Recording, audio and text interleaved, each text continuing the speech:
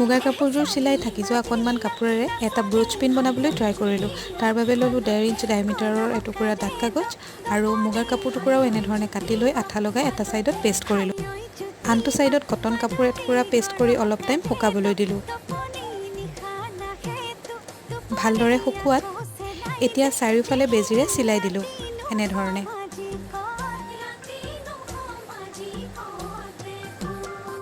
চাৰিওফালে চিলাই হোৱাৰ পিছত এনেধৰণৰ সৰু সৰু মণি কেইটামান লগাই আৰু অকণমান ব্ৰোচ পিনটো এট্ৰেক্টিভ কৰিবলৈ ট্ৰাই কৰিলোঁ।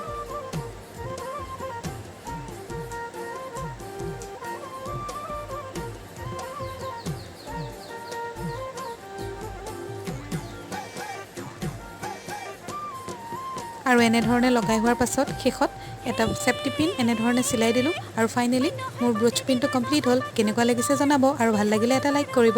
Thank U.